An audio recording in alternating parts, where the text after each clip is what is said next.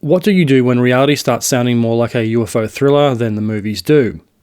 When congressional hearings, military footage, whistleblower claims, and the language of, quote, non-human intelligence start bleeding into the mainstream. What exactly does a film like Disclosure Day have to compete with? Because that is the strange position this movie finds itself in. It's built around one of the most loaded words in modern UFO culture, disclosure. And it's arriving at a time when that word no longer just means alien revelation, it means secrecy, information control, hidden programs, public distrust, the suspicion that somebody, somewhere already knows far more than they're willing to say. And that's why the film Disclosure Day is worth talking about. Not because it holds the answers, it doesn't. And honestly, a film about the UAP subject probably shouldn't. This is a topic built on ambiguity, missing context, buried history, and the constant tension between what's real, what's rumour, and what's being managed behind closed doors. So in tonight's episode, I'm not just reviewing Disclosure Day as a science fiction film, I'm using it as a jumping off point into something much bigger. The modern obsession with disclosure, the blurred lines between UFO fiction and real-world secrecy, and the reason stories like this have lasted the test of time and are more relevant in the modern day than they ever have been. Because we find ourselves in an era where the truth itself feels fragmented, delayed, and permanently just out of reach. You're listening to The Truth Tank. The episode starts now.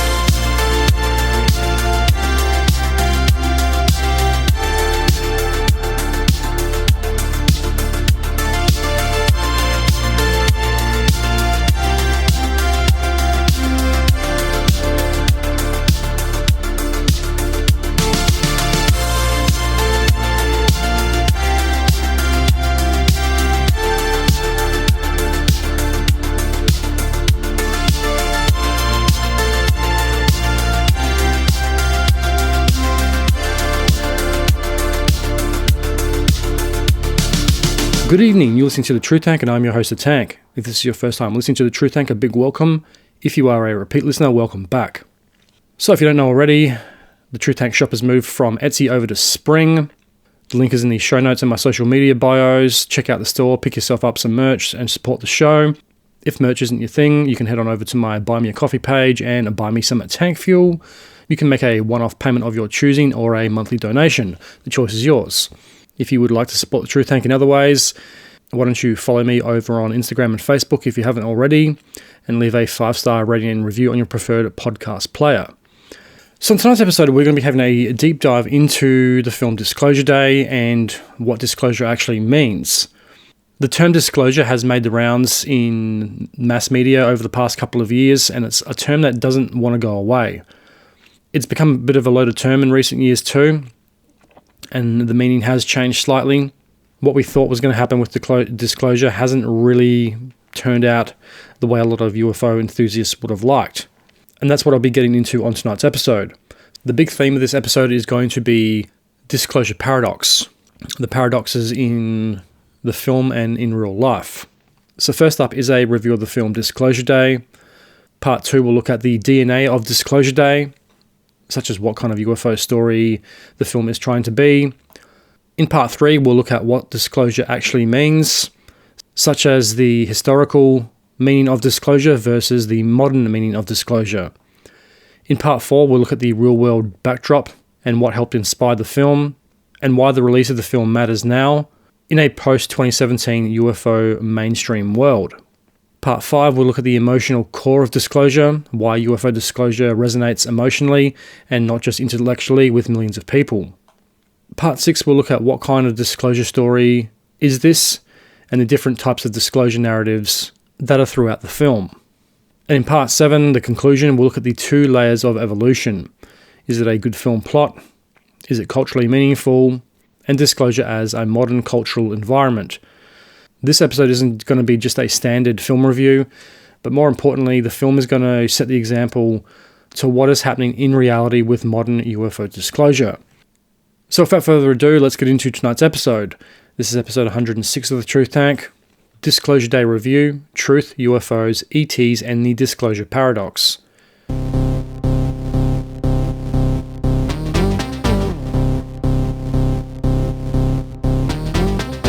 Before I get too far into the episode, this episode will contain spoilers, so if you haven't seen the film or are planning to do so, you have been warned. Disclosure Day is directed by one of my favourite directors of all time, and that is none other than the legend himself, Mr. Steven Spielberg. The film stars Emily Blunt as Margaret Fairchild, Josh O'Connor as Dr. Daniel Kellner, Colin Firth as Noah Scanlon, Eve Hewson as Jane Blankenship, Coleman Domingo as Hugo Wakefield, and Wyatt Russell as Jackson. The film is written by a longtime Spielberg collaborator, David Kemp, based on the story by Steven Spielberg. Which is interesting because Spielberg doesn't really write a lot. He's not like James Cameron, who writes all of his own movies. Not saying it's a good thing or a bad thing. It's obviously something he doesn't feel like he has to do or want to do. I just find it interesting that Close Encounters of the Third Kind and Disclosure Day both have stories that were written by Steven Spielberg. And this brings up the question in my conspiratorial mind, are we being prepared for something? Why did this film come out now in 2026 and not 10 years ago? A lot of the disclosure information came about after 2017. So that's one really good explanation why this film hasn't been made before. But going back 50 years ago to Close Encounters of the Third Kind, Spielberg helped popularize that term, Close Encounters of the Third Kind. Before then, it wasn't a widely used term. It was used by UFO researchers back in the day, and there wasn't a hell of a lot back then. The term was coined by J. Allen Hynek, if I am not mistaken, who makes a cameo in Close Encounters of the Third Kind, and also apparently was also on set as an advisor, which is very interesting. If you know anything about Mr. Hynek, he led the original UFO investigation back in the 50s in the now infamous Project Blue Book, which there is a great TV show on that got cancelled after 2 seasons. I really enjoyed that show. UFOs, UAPs, aliens, ETs, whatever you want to call them, is definitely in my wheelhouse, and that's why I was looking forward to this film so much. And yes, it just happens to be directed by one of my favourite directors, Steven Spielberg. I mean, that guy's made so many classic films over the years. But he hasn't made a sci-fi film in quite some time. The last film he made was The Fablesman, which was, 2-3 years ago? I think the last sci-fi movie he made was Ready Player One, and that wasn't really alien-related. Because he hasn't made a hell of a lot of films in recent years, not as many as he used to. He's produced a lot of them, and he has produced some sci-fi-esque alien films, but nothing to this scale. And it was really good to see him back behind the camera, doing what he does best, working within the genre of science fiction. And much like Close Encounters of the Third Kind, Disclosure Day really did make me wonder, are we being prepared for disclosure or some type of UAP truth bomb? Or did the film come about simply because this stuff is out in the public now, and Spielberg is capitalizing on a good story that is in the modern zeitgeist? To my knowledge, I'm not too aware of any other film that touches on the disclosure topic, not quite in the way that Disclosure Day does. If there are any films out there, they must be pretty low budget, because I haven't heard of any other film that has really touched this topic, not in the big modern blockbuster type of way, with a veteran director. So the film, like the last few films I've seen, drops us straight into this shadowy world of UFO cover-ups and secrecy. The film opens with Daniel attending a wrestling match. He is to trade his backpack to a spook of some kind, to some government agency figure who's sitting behind him. There's another one next to him who has a gun on him. Agent Boyd, who's sitting behind him, tells him, next time the crowd cheers, stand up and slide off the backpack, which he does, which I thought was a very interesting way to open a film like this, because it's such a big topic. Where the fuck do you start? How do you start explaining disclosure in a 2-and-a-bit hour movie? And it becomes very apparent from the get-go that this story is going to focus around Daniel, and it's going to be a very personal story involving these characters, because it's pretty obvious right from the get-go that Daniel isn't doing this for money or fame. There's a very personal connection to why he is risking his life to bring disclosure to the world. From there, Daniel is escorted out of the building into a back alley where Colin Firth, Noah, is waiting. The back alley is full of these shadowy government agents. There's lots of blacked out Chevy Tahoes and Dodge Challengers or Chargers.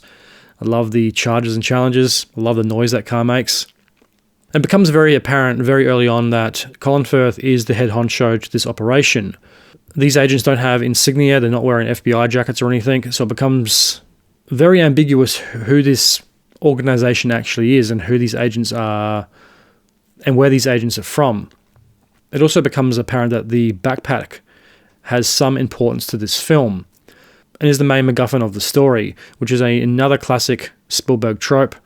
Star Wars, Indiana Jones, they all had that object that people were trying to find or get their hands on that drove either the main plot or the subplot. In this case, it's a driver of the subplot, I'd say. The backpack is highly important, but it isn't the whole overarching story. The backpack contains a computer, a protective case full of these really cool-looking USB drives. The backpack's handed over to Noah, who goes through it and says, where is it? Where is the device? Enter the second MacGuffin. And once again, this is more of a subplot MacGuffin. Daniel has in his back pocket this another protective case thing with this mysterious-looking object in it. It's an odd shape. It has these weird symbols engraved on it. I'm not sure how I'd describe this shape. It kind of looks like the shape of like two coffin kind of shapes that have been stuck together. It kind of tapers to the ends.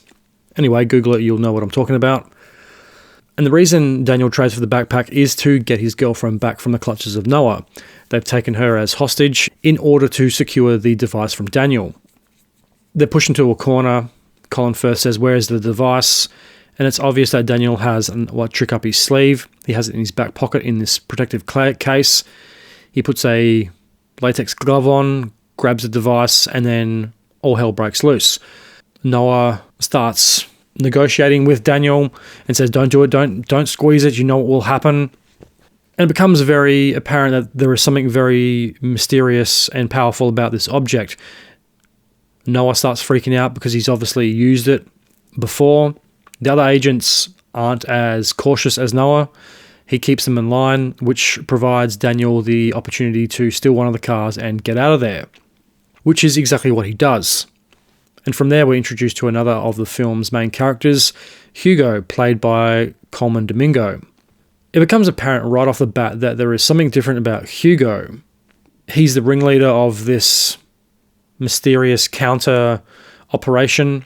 He's very well spoken. He's talking to Daniel on the phone while they're making a getaway. He's giving him instructions, and it's obvious that this is the ringleader of Daniel's actions. He's pushing him in the direction that he wants to go in. In other words, Daniel's the agent, and Hugo is this shadowy spy master type of figure. So Hugo is in this warehouse. There's a lot of construction going on around him. It becomes clear that there is some type of set being built around him. I thought it was a television set. That's what it looked like because there's like a living room kind of being put up, but they're in this much bigger space. It looks like a studio or a warehouse, but there's a definite set of a house being made. There's lots of people working for Hugo, which is a really great introduction to the character, because we are dropped into this story, and this is like probably the first 10-15 minutes of the film. We're dropped into this story and you're just struggling to work out what the fuck is actually going on. Who's the bad guy? Is Daniel the bad guy? Is Hugo the bad guy? Is Noah the bad guy? What the fuck's happening? Is anyone who they actually say they are? And the genius of Spielberg's directing is this is easy enough to follow just based on the character interactions in the first 10 minutes of the film. Not once in the opening of the film did I doubt Daniel's intent or his actions. He's not motivated by money or fame. He's doing this for a bigger cause. Right from the get-go, Daniel is this wholly good kind of a character. Hugo, it's a bit more ambiguous, because ambiguity does play a large part of this film.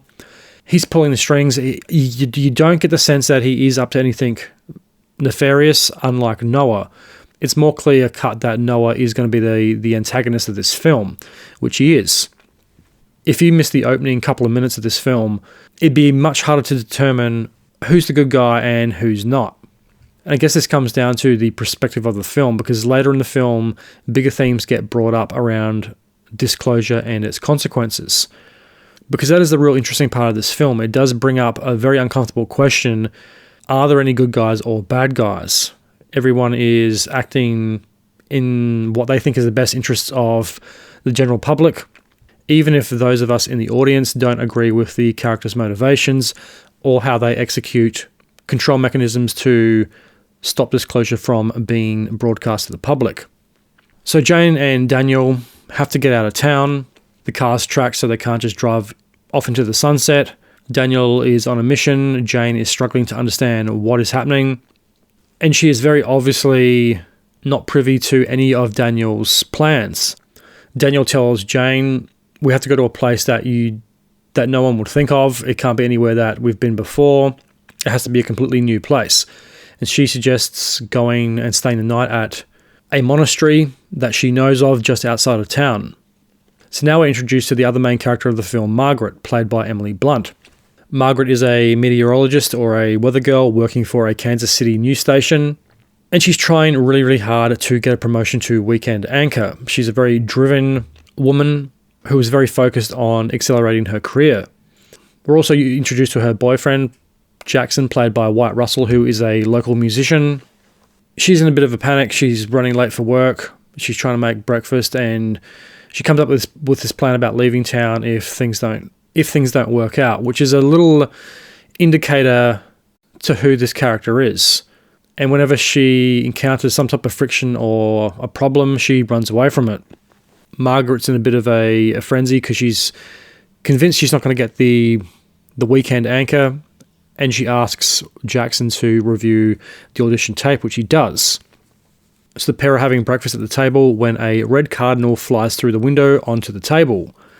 Once again, it's very obvious that this isn't just a regular old cardinal. There's something more to this bird. Jackson shoos the bird out of the window, and the pair continue their conversation. Margaret starts speaking fluent Russian, which freaks out Jackson because she doesn't speak Russian, and there's no explanation why she had just spoke a different language that she apparently doesn't know. But to Margaret, she was speaking English and has no idea what he was talking about. She is late for work. So she gets her belongings, gets in the car, and hastily makes her way to the news station, where she's pulled over by a cop for speeding. And the different language scene was really interesting too, because she's unaware of it, almost like she was speaking in tongues, like she had just had some type of religious epiphany, and she wasn't aware of what had happened to her. So she gets pulled over by the cop.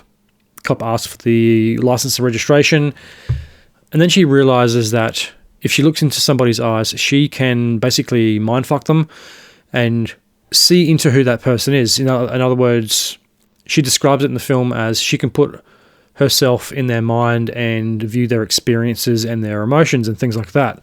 She tells the cop that the wife didn't mean what she said this morning. You should take her out for dinner and do the lobster thing.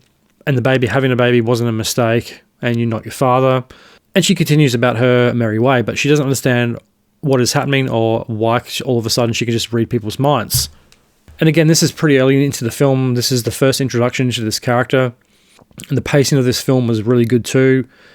I mean, there's a lot of dialogue scenes, some sporadic action spread out, yet it didn't feel slow or weighed down or boring or anything.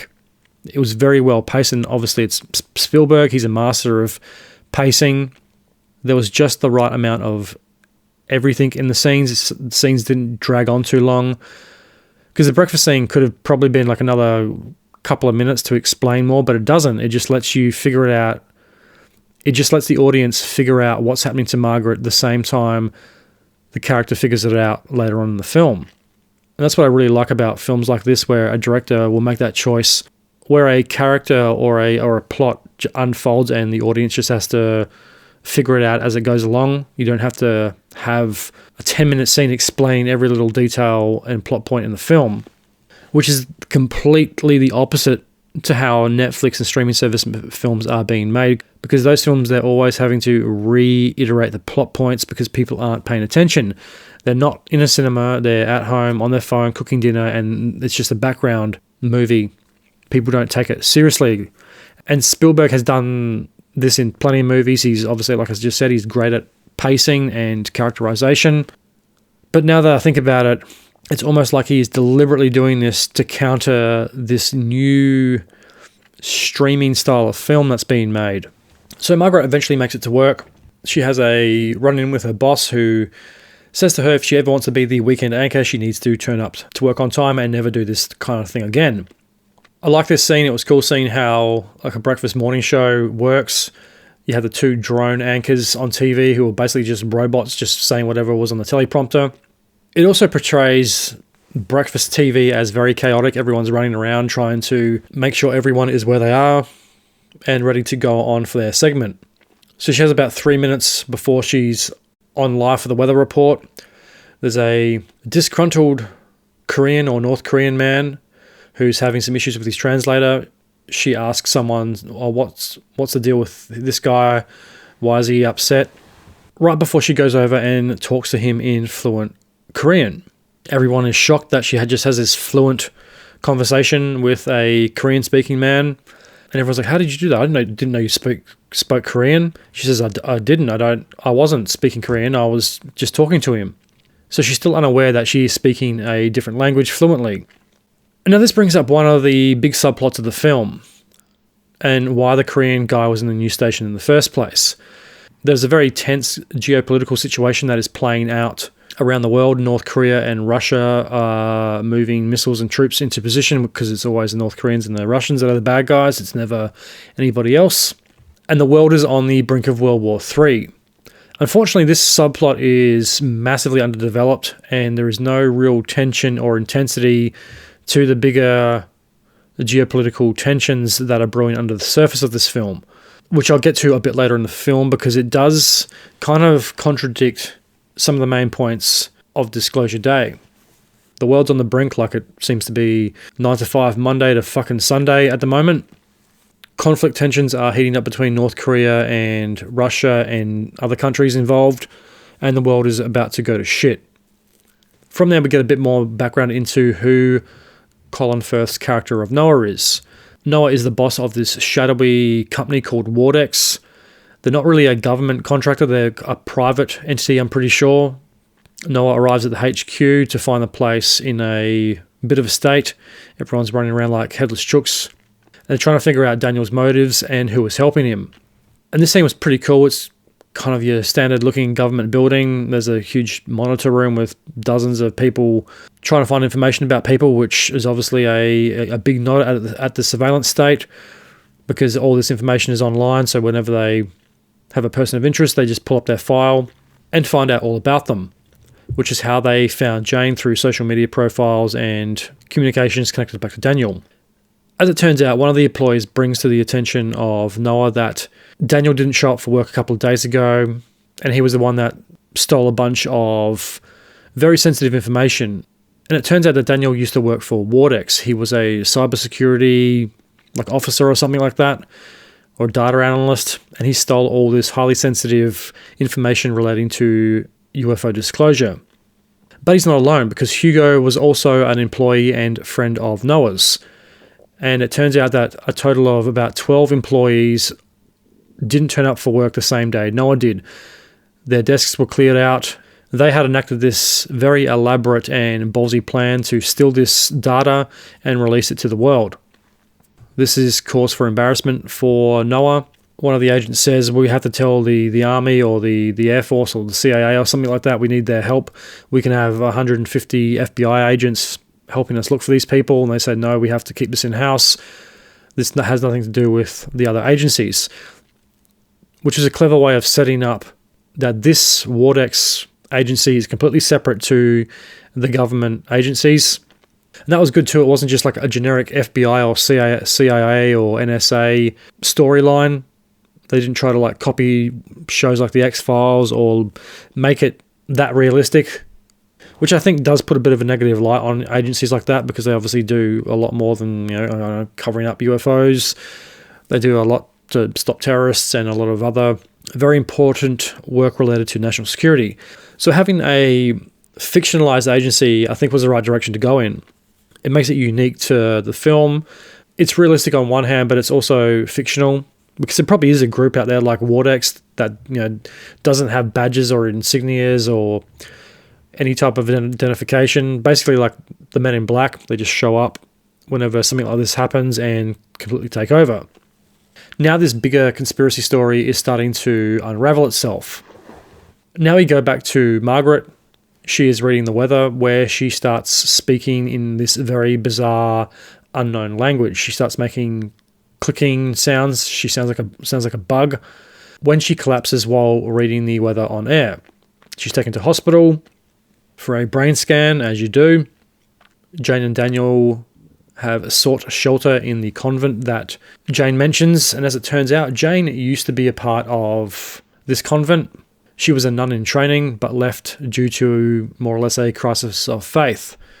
She doesn't quite lose her religion, but she starts to question what God is, which brings up a very interesting religious aspect into the film, which I wasn't really expecting, because most UFO alien films don't really touch on religion too much. It's always science versus religion, and I respect Spielberg's decision to do that, because religion does play a significant role in the story. It's not a major part of the story, and it's not overdone. And like I said previously, Spielberg always gives you just enough. There's enough meat on the bone that the audience can figure things out and make up its own mind without being drawn into another drawn out subplot that doesn't really go anywhere. But it was definitely there. Religion definitely plays a part in this film. And the themes of belief and can you believe in aliens and UFOs and believe in God? Because Jane is at this crossroads in her life. She does believe in God. She was a part of the convent before she leaves it. I also found it very interesting that Christianity was a chosen religion of the film. And while that might appeal to the broader movie-going audience, it was interesting that Spielberg chose Christianity. Are they telling us something? Is Christianity the right or true religion? I don't know. I'm not going to be arrogant enough to make those claims. I just thought it was a very interesting story arc to go down. So meanwhile, Margaret is in hospital. She's figured out she has this telepathic power. Jackson thinks she's crazy. She's trying to explain to him that she doesn't know how she can read people's minds, but she does. She knows what these people are thinking and feeling, and there's a scene where she's in hospital talking to the doctor, and there's these quite obviously spook agents outside. These guys have no insignia, they're just wearing black suits. They look very sinister too, and she reads one of their minds, and she finds out about Daniel Keller, and that these guys are going to take her into custody, and she needs to get out of the hospital. Jane and Daniel leave the convent. They are picked up by a man named Santiago, who is an agent of Hugo's. They contact Hugo on these burner phones. After they make a call, they got to break the phone, which they must have gone through a lot of fucking phones, because there's quite a few conversations between Hugo and Daniel that are on mobile phones. Obviously, because he's on the run. Santiago's like the driver. He picks them up, takes them to the next place they need to go to. He tells them to duck while driving the car because a fleet of Wardex vehicles are headed towards the convent. And as I mentioned about the story being a personal one, I did really appreciate this film being set in like a local rural area rather than just another big faceless city like every other sci-fi film. Having it set out in nature in the countryside was another stroke of genius by Spielberg. There's another smaller theme that runs through the film about being close to nature and wildlife and animals and things like that. Although it's a small part, it does play a part in this film. And due to these factors, Wardex is never too far away. Daniel and Jane can't just go escape into a big city somewhere. For obvious reasons, they're full of cameras, so Wardex will be able to hack into the traffic systems and find them pretty easily. But at HQ, they are slowly tracking down the location of Daniel and Jane. So from there, Daniel and Jane are taken to an old farmhouse out in the middle of nowhere. It's an old farm of some type. They enter this dilapidated old house, which is a bit of a fixer-upper. Daniel walks into the main room and is confronted by a family of deer on the front lawn looking at him through the window. There's this connection between Daniel and Margaret and animals, which becomes apparent later in the film. And it's during this downtime that Jane wants to know why Daniel is on the run and who are these people that are after him. And this is where we get the first glimpse of what is in Daniel's bag and the secrets that he is carrying. Daniel takes his computer out, sets up the USB drives, and shows her the truth and the files he's stolen from Wardex, and one of which was a pretty brutal interrogation of an extraterrestrial. The video is titled In Vivo 2 or something like that, In Vivo 3. There's an alien basically being tortured by a Wardex, quote-unquote interrogated, which makes you think, like, what does it say about humans if that's how you treat an extraterrestrial that does crash, hypothetically, on planet Earth? You lock it up, do experiments on it, interrogate it to find out more, and basically force violence upon it to get your answers. If you were that alien and you had friends that were looking for you, you wouldn't view humanity very kindly. If I was an alien and one of my species had disappeared on this planet and I found out about their treatment, I'd want to fucking blow up the fucking humans. I think probably the most important part of that scene is it shows you just how brutal Wardex can be in getting the truth and also controlling it. Because they've had no problems with pulling guns on Daniel and Jane, and they will kill them if they have the chance. So it should be no surprise that they do treat an extraterrestrial survivor in much the same way. This scene's pretty heavy, and actually is pretty emotional too, which is another brilliant part of Spielberg's directing, is you actually care about the alien. You don't see much of it whatsoever. You only see this glimpse. You don't see really a face or anything. You see this little creature being strapped down and brutalized, but you actually care about the extraterrestrials, because one of the other videos she is shown by Daniel comes from a real extraterrestrial case. There's a security video of an airfield in 1973, and Richard Nixon arrives in Marine Force One and meets a big TV personality, as Daniel describes him. Jane's watching the video of Richard Nixon taking this TV personality into this like medical facility. There's a bunch of people wearing like medical robes and masks. They open these morgue lockers with these big case things in them, and there's 3 heavily mangled deceased bodies.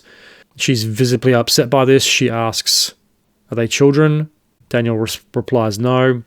She asks Daniel, "Are they alive? Are they human?" And he replies no to all of her questions. In this scene, it becomes very apparent that Jane now knows the truth that Daniel has been carrying in his backpack all this time, and why this Wardex agency is after him.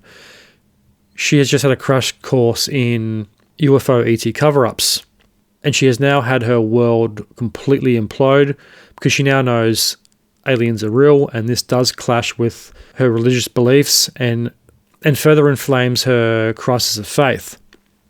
I did like the scene because it is really emotional, and there are moments like this scattered throughout the film. There's a lot of emotion in it, which I wasn't expecting. You actually really do feel and care for the aliens and their point of view. What was also interesting about this scene is the video she's watching of Richard Nixon and the TV personality is based on a real account or a real story in UFO folklore. I heard this story years ago. I've seen it on several UFO and extraterrestrial documentaries over the years. I saw it on a documentary last year, I'm pretty sure, or the year before that was the last time I heard about it. Apparently Richard Nixon was a big fan of Jackie Gleason, which is the TV personality mentioned in the video. He was a big UFO and alien nut, and he built his house in New York in a saucer shape. It's made out of wood. It's fucking wild. I think it's up for sale. Definitely Google it. This story's been mentioned on Joe Rogan a couple of times as well. But Jackie Gleason was this UFO nut. He was obviously into UFOs enough that he built his house to look like one. And I don't know whether he was friends with Richard Nixon or if Richard Nixon was friends with him and was trying to impress him. But as the story goes, they met one night. This apparently happened on a weekend. I think it was a Sunday night where the president had time off or something like that, or Gleason could meet him.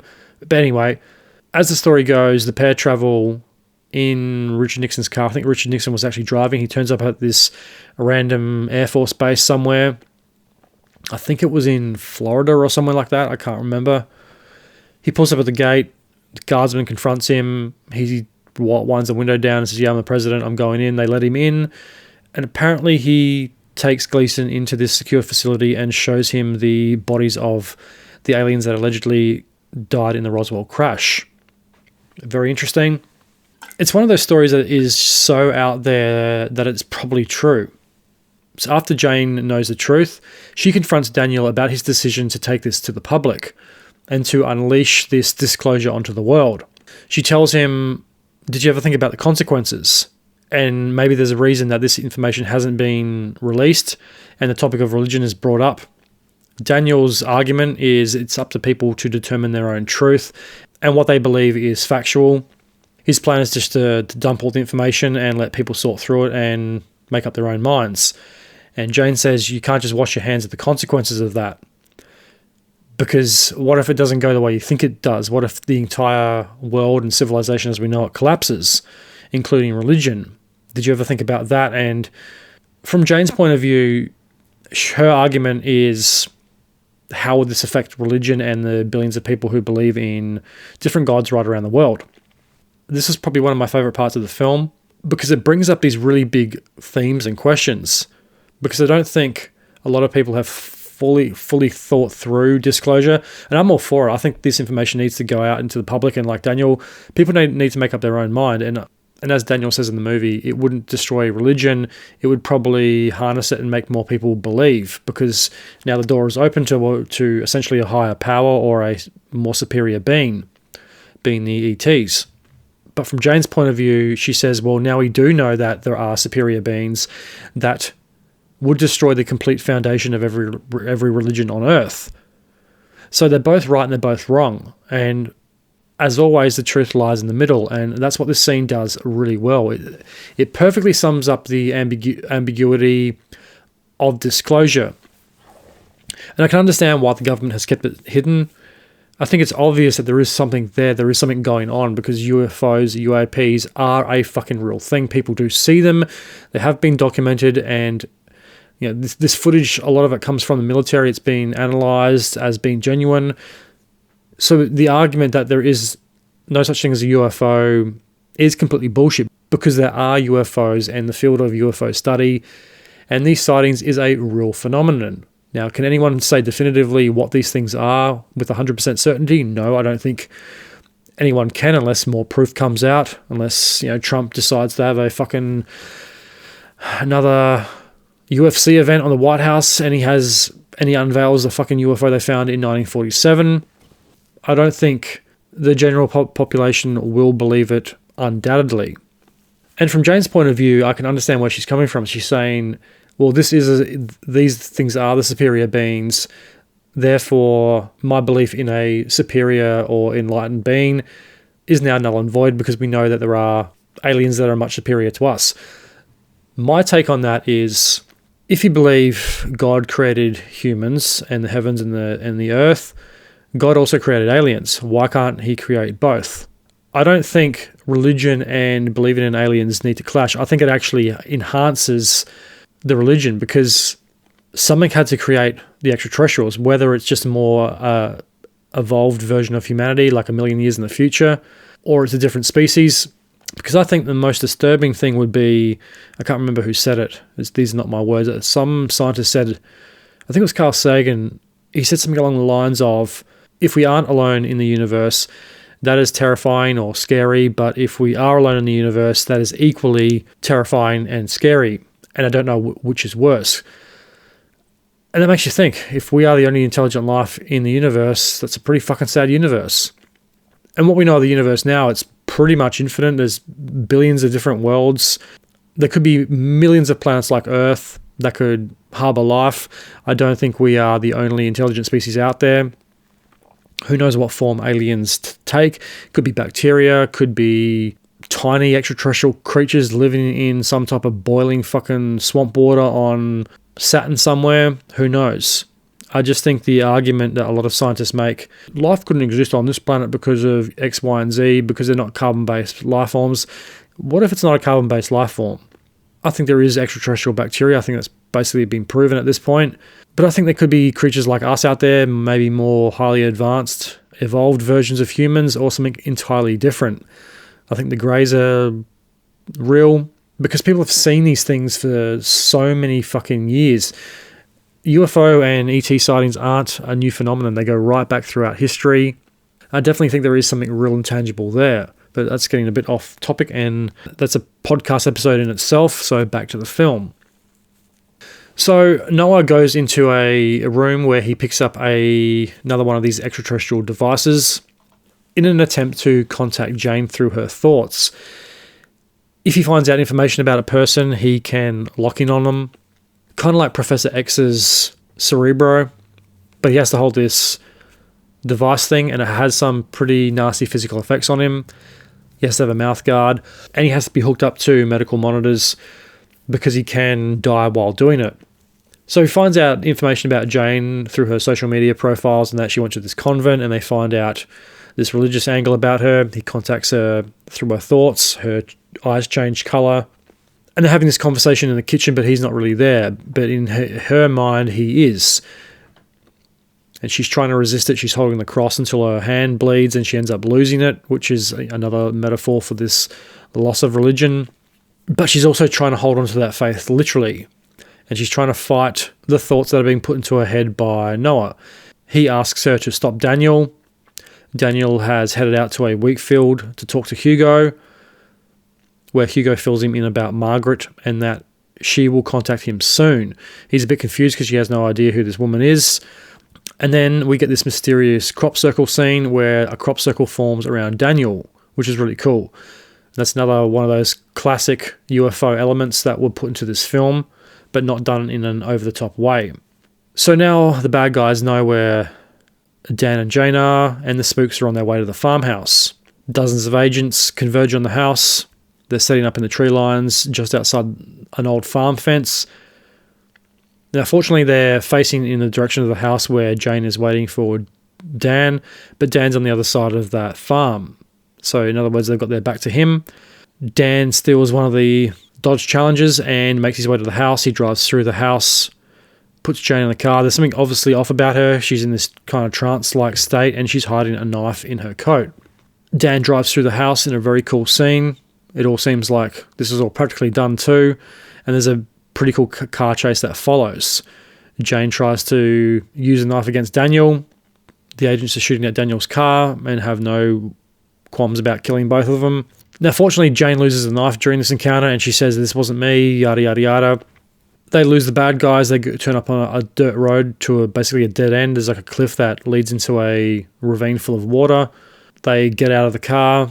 Jane puts a rock on the accelerator where it flies off the cliff, tricking the agents in hot pursuit that they have actually crashed and are in the water. The agents are looking over the cliff where they see the sinking car, but Jane and Daniel make their way into the woods. Now, while this is going on, Margaret is making her way east to meet Dan. She doesn't know who Dan is personally, but she knows she needs to find him. There's a cool scene at the petrol station where people are panic buying supplies and lined up for petrol. Jackson's just gone along with this plan of hers. He has her doubts. He thinks she's gone insane, but she's definitely a woman on a mission. And this would have been a perfect opportunity to hype up this World War III plot that has been lingering in the background but hasn't really been touched upon since the start of the film. Because global tensions are heating up, the world's falling apart, but we don't really know it because, like I said, this film has a very rural, isolated feel to it.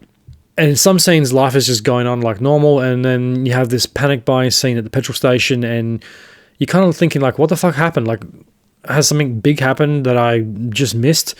Is there a news report or something like that? And there are a couple of blink if you miss it scenes, like one of which being in the hospital, there's a TV on and there's a breaking news bulletin, and it has an update about what has happened in the world, but it's not overly clear though, and you don't get enough time to read it before the scene progresses. So this would have been a great time to have like Jackson or Margaret look at a TV, and we get to see a news report about North Koreans launch missiles and blow up London or something like that. Just a couple of seconds would have filled in that whole subplot, but it's not really done. I think there is a news report scene in the gas stations, but there's so much happening, you're not really paying attention to it. Jackson's in the petrol station asking directions, and this is where Margaret decides to dump Jackson, take the car, and go and find Daniel. She's on this quest to go find Daniel with or without Jackson's help. So Jane and Daniel have made their way to a motel called the Indiana Inn, a little reference to Indiana Jones. There are several references to other Spielberg films scattered out Disclosure Day 2. Some are a bit more obvious than others. The other Spielberg film that really did stand out in Disclosure Day was Minority Report, mainly because of the whole chase aspect. It's not set in the future by any means, but there was a definite theme that linked back to Minority Report. So Jane and Dan are hunkering down for the night in the Indiana Inn. Jane comes up with the idea of being tied to the bed so she can't attack Daniel while they're asleep. There's a scene where she's in the shower and Dan takes all the identifying information about the motel away so she can't reveal the location inadvertently to Noah if he decides to mind hack her again, which he ultimately does. And that goes back to what he was saying at the start of the film. It can't be locations that they've been before because it's too easy to find that information. So he does keep her in the dark where they're staying, despite a few scenes before that having a big sign up saying Indiana Inn. So Dan shows Jane Margaret's weather video where she is speaking this gibberish language. Jane doesn't understand it. She says it just sounds like gibberish, where Daniel tells Jane that he could understand everything she is saying and it just sounds like plain old English to him. He explains that what she was saying was basically mathematics translated into a language, because mathematics are the universal language of the universe. So in the motel, Hugo calls Daniel. His plan is coming together, but it's still unclear what that actually is. And Noah is hot on the heels of Jane. He mind hacks her and gets the location to where they're staying, and once again sends the spook squad to apprehend our heroes. Santiago pulls into the motel to pick up Jane and Daniel, but finds it surrounded by agents. He informs Hugo that they've been captured before breaking the phone and driving off. Just before Daniel gets apprehended by Noah's spooks, he sends Jane out the back window of the bathroom with the alien device so it can't be turned over to Noah. This is the second time where they've basically just stormed a building facing one way. And this is a set of motels. There's obviously other people staying there.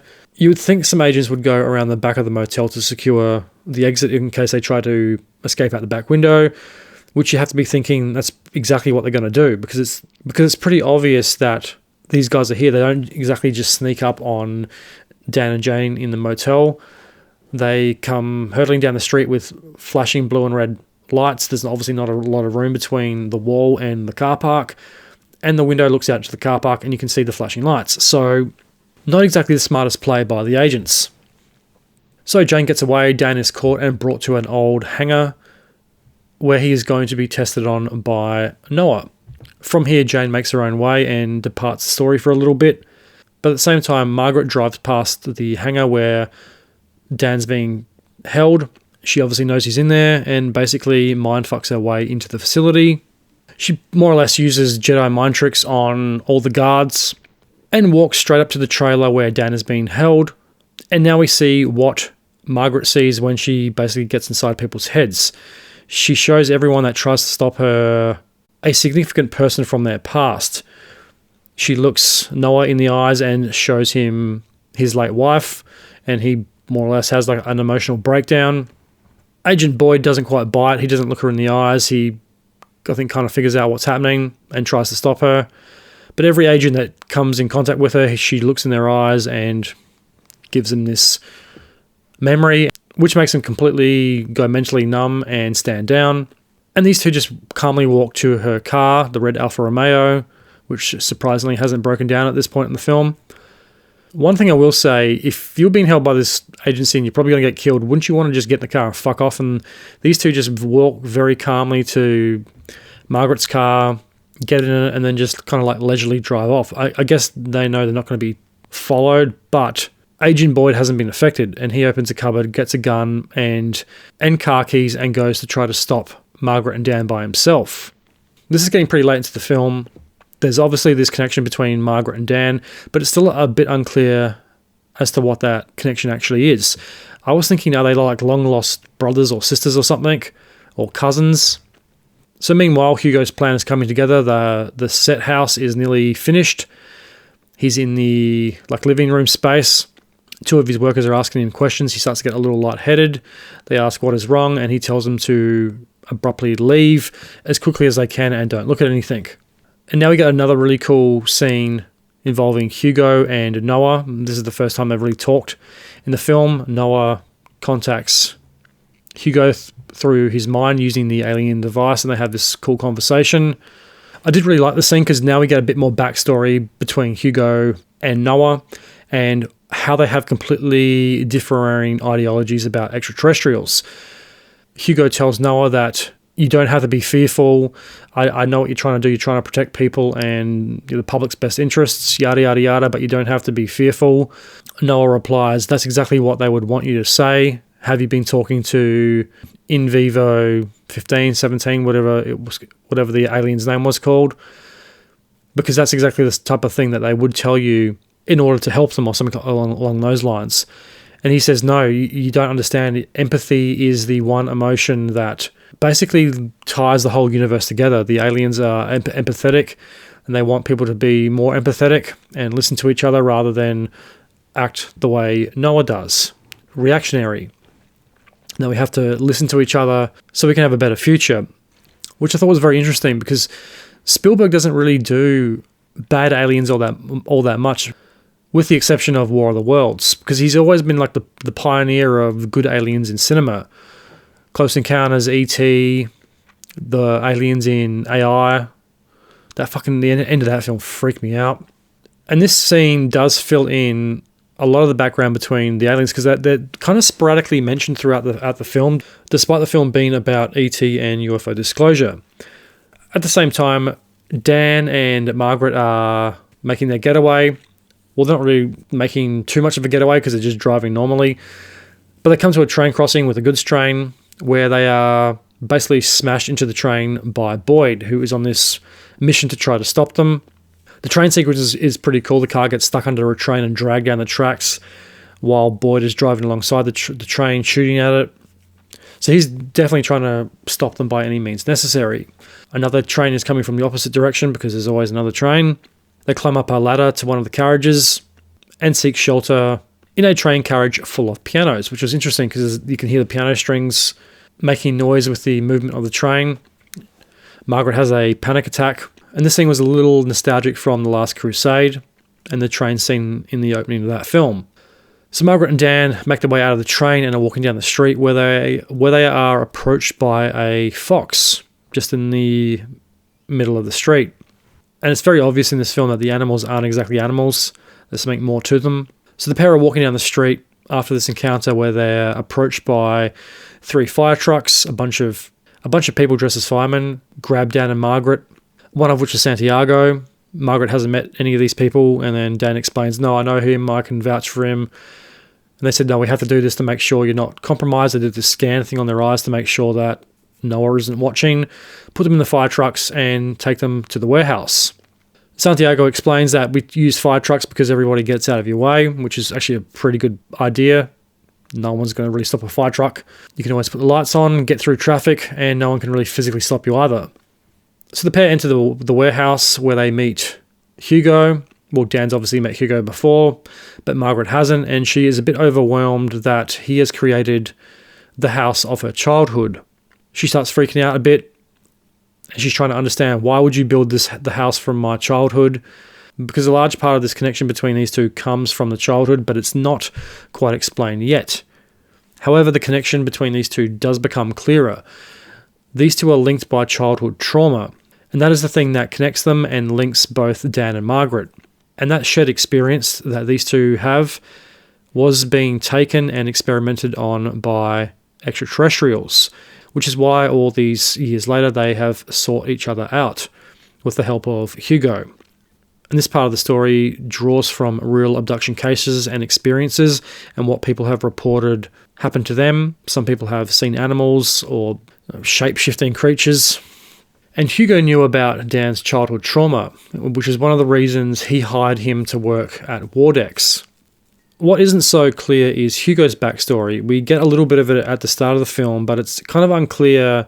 We know he worked at Wardex and he didn't show up for work one day and Dan and 12 others disappear. But his role in Wardex wasn't really well defined, and how he kind of became so powerful and this figurehead leading this kind of alien rebellion in a way against Wardex. And it's not well defined how he knows so much about everybody. Dan and Margaret go into the house. Margaret's reaction from seeing the house triggers this trauma response from when she was 10 years old. We get a clearer picture of Margaret's background trauma, but not so much Dan's. And we get this scene of her as a 10-year-old girl in a bedroom where animals enter her room and take her out into the winter night. She says, the ground was so warm, I was walking through snow, but I wasn't cold. She has a deer, a raccoon, a fox, and a bird lead her to this house that has these bright lights behind it. And it's kind of clear it's not actually a house and these aren't actually aliens, because on the snow you see these 3 toe marks, which are not any of the animal tracks. And then we find out the animals are actually aliens in disguise, and they're leading her to this ship to do this experiment on her and Daniel. Noah is hot on the heels. He invades the minds of the 2 people that were told to leave when he met Hugo, and they find out that they're in this old industrial area of the city, and there shouldn't be too many people around, but the heat scans show there's 43 people in this warehouse. So Noah and his crew enter the warehouse and find it invisible and empty. Because during the flashback trauma scene, we find out that Margaret knows how to use the device. She has seen it before because that was one of the things that was used on her when she was 10 years old. I think Hugo has one of these devices. She gets it and she basically uses the power of it to make all the Wardex agents think they're walking into an abandoned warehouse. Because the house and the fire truck are essentially invisible, except on the scans. And in real life, you can see the device basically hovering in the air, which is her holding it, which plays out to some comical effect. She's essentially mind-fucking the entire crew. Noah orders his men to approach, where they end up falling through windows and walking through doors, or walking into the front of a fire truck before being dragged to safety by Hugo's followers. So now the race is onto the news station. The device is breaking down, the trucks can't stay invisible forever, and it's taking a toll on Margaret. The fire trucks break through the Wardex blockade and head to the news station. But it's only a matter of time before Noah catches up with them. So the race is onto the news station, the fire truck arrives. Margaret pretty much mindfucks her way into the building. She gets her old boss to give them access to the loading docks and to help Daniel broadcast the evidence to other news stations around the country and effectively the world. The plan is to broadcast on a national level and not just a local one. So that means contacting New York in Rockefeller Plaza in order to secure the national and then the international broadcasts. So while Hugo and his crew are setting up, Noah and his spooks arrive. They blow up the power station across the road from the TV station, as well as the backup generators, effectively shutting down the broadcast. Now, all of a sudden, a random crowd just kind of gathers outside. It is the main street, because we've seen that from previous shots in the film. But out of nowhere, this random crowd just seems to gather outside of the news station. I guess they know something's going on, and the 2 big explosions that happened just before weren't enough to deter them. And this is a weird scene too, because this crowd just kind of comes out of nowhere, and they're mixed in with the Wardex agents outside the news station. And like, no one finds any of this at all weird, because they're obviously not police officers. These agents are wearing tactical gear. They're not carrying guns, which is also another curious part of this film. They have handguns, but they don't have rifles or anything. Maybe that was to look less intimidating or more low profile. So out of this random crowd comes a familiar face, and that is Jane, who manages to make her way past the randoms in the crowd and through the spooks outside the building, makes her way in the building through more spooks and Noah, who knows who she is, straight up to Margaret and gives her another device. The same device that Daniel gave her earlier in the film. And one scene I forgot to mention, before this happens and just after the train scene, Jane finds herself in a diner in the middle of nowhere where she borrows somebody's phone and makes a call to her friend the nun.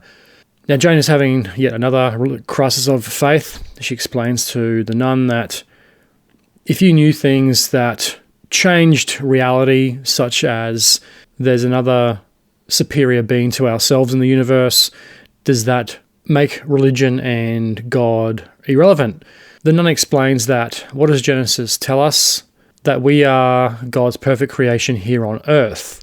That doesn't mean that there couldn't be other perfect creations outside of Earth, and that is kind of the catch-22 in that, and I think that's 100% true.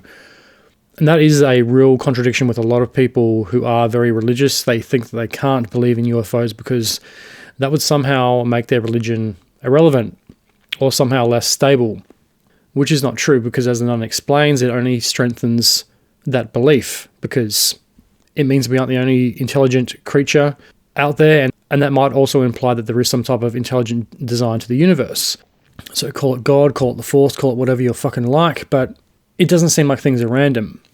Because I had an old boss once who, he claimed he was very religious, but he was an absolute narcissistic fucking cunt. He used to be a air traffic controller. He used to talk about it quite a bit and how it was one of the few jobs in the civilian sector you can go to jail for life if you fuck up. Well, he quit that job because he had a UFO sighting one day. He would never talk about it, but one of my friends who also worked where I worked found a random report somewhere on a website, and I think I even knew somebody because he ended up being a pilot, and he knew a few people that used to know our former boss. And according to this guy, he had this sighting and then completely freaked out and literally quit within about a week. Just randomly gave up this huge high-paying job and then basically went into the fast food business.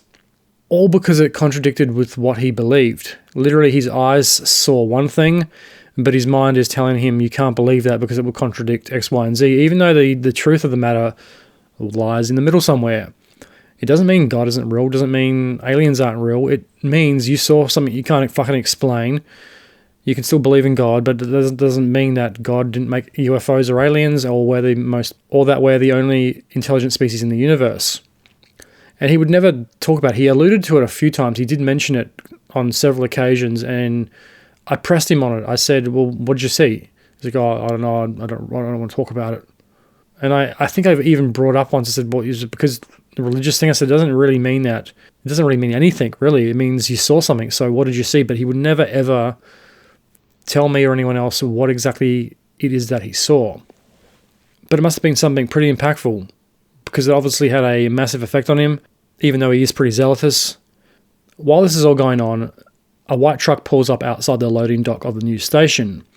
So the spooks are in the building and around it, and once again, this is the third time in the film they don't bother checking the back of the building. They don't pull guns out either, and they don't grab Dan or Margaret when they're in the news station, maybe because they're on live TV and they don't want to be caught. But during this scene, they're not overly aggressive as they have been in the rest of the film. They've got into car chases trying to stop Dan and have even resorted to shooting at him and Margaret on repeated occasions during the film, but now all of a sudden they kind of just stand around watching. Maybe because they've just crashed a TV station and they're doing a live on-air news report and they don't want any witnesses. But they could have just grabbed them and then fucked off, because no one really knows who these people are anyway. And this is also how Jane ends up getting in the building so easily. So Margaret has another device and she uses it to turn the power on and go live, effectively disclosing everything to the general public. The World War III subplot comes back into it because there's already breaking news happening. The world is on the brink of World War III. Troops have invaded somewhere, and this big conflict is about to start, which up until now is a subplot that has pretty much gone under the radar. It was mentioned briefly at the start, but is pretty much all but being forgotten by this point in the film. And it's also during this scene that Noah basically concedes, and he tells his spooks to stand down, and they basically just give up and leave, including Agent Boyd, who has been a bit of a loose cannon up until now. He just pushes through the door and leaves the building. Now, I thought he was going to try to shoot Margaret or try to kill the power again or something like that, but he doesn't. He just basically turns around and leaves the building. So the footage is being broadcast to New York, where the news reporter gets quite emotional watching the footage. There's lots of scenes of people glued to their phones in buses, trains, planes, airports, and in the street, watching disclosure play out. The broadcast is a montage of historical UFO crashes, such as Roswell, the Kecksburg incident, and the torture/interrogations of alien survivors, and the 80 years of cover-ups by Wardex. Everything has been exposed and disclosed.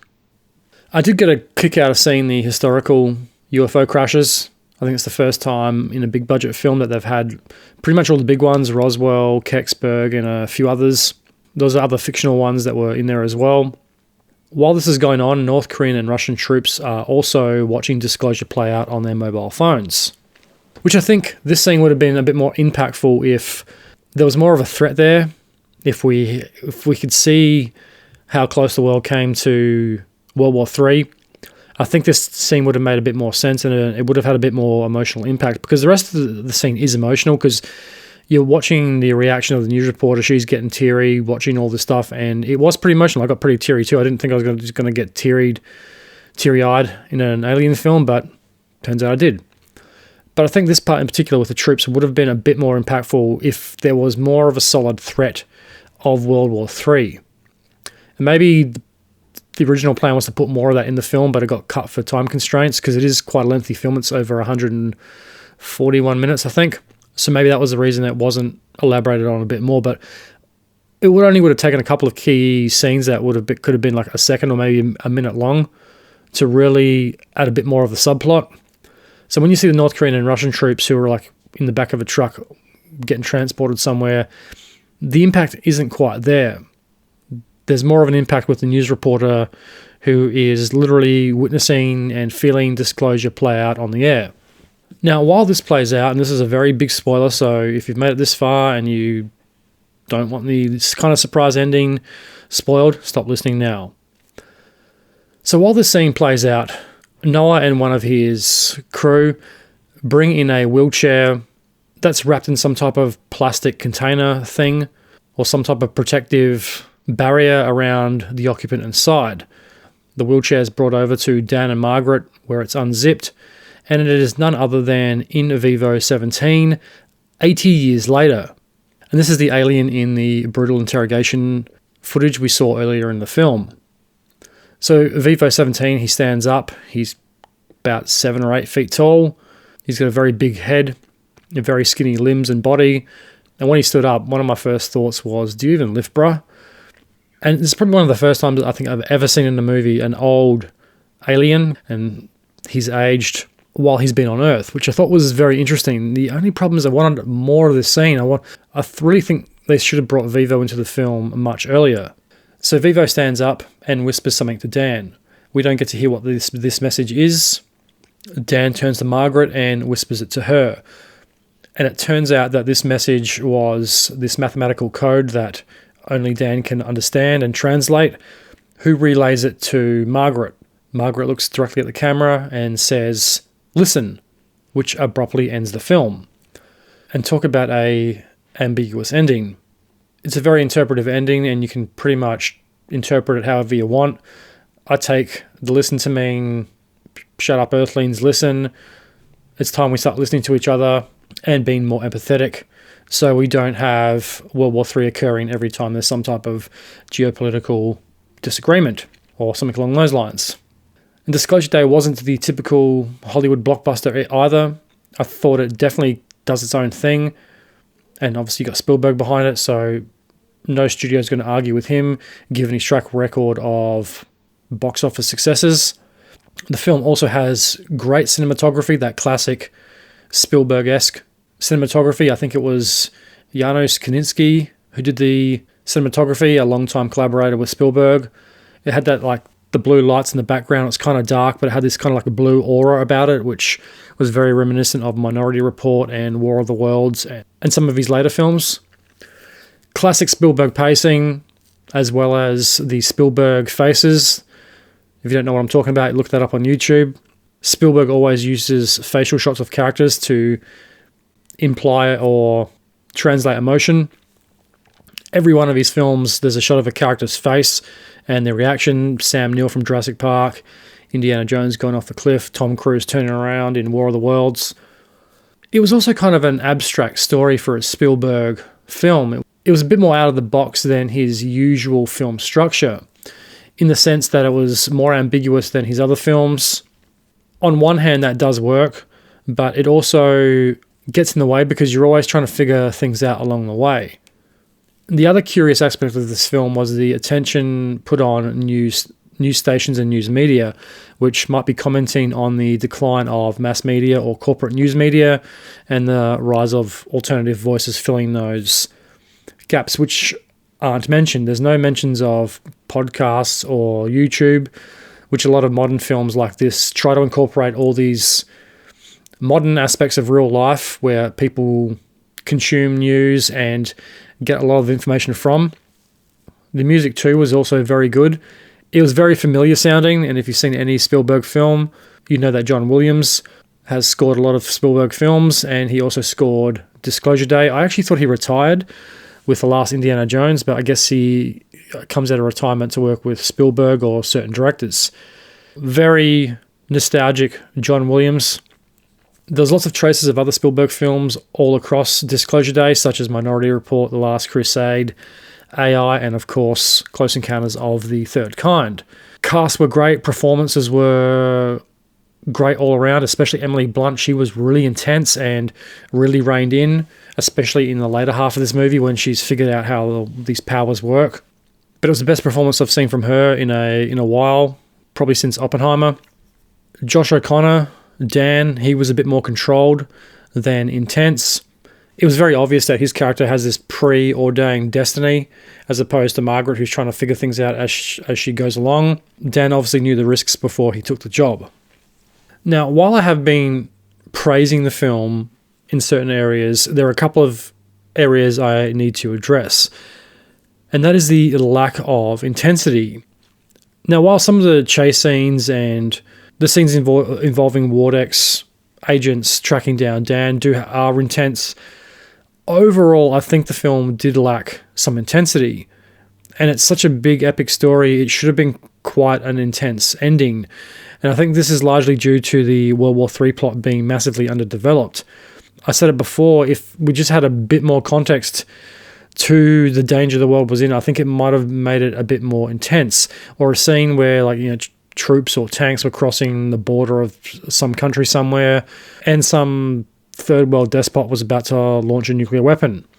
And I think that would have given the film a lot more intensity. And I think also if they had brought Vivo 715 and more of the actual physical aliens into the story, and they didn't just save Vivo for this kind of surprise ending, I think that might have helped with the intensity. Because the whole backstory with that is Hugo, as Noah mentions, Hugo finds the location of Vivo and rescues him. On the other side of that coin, though, how are we meant to believe that Hugo and 12 people who all look like computer analysts, because they were, managed to find where Vivo was being held, which you have to assume was some type of high-tech, high-security facility somewhere, because it is an extraterrestrial being held against his will. They're not exactly going to put him in Times Square. How did they, one, find out where he's being held, and then two, break him out?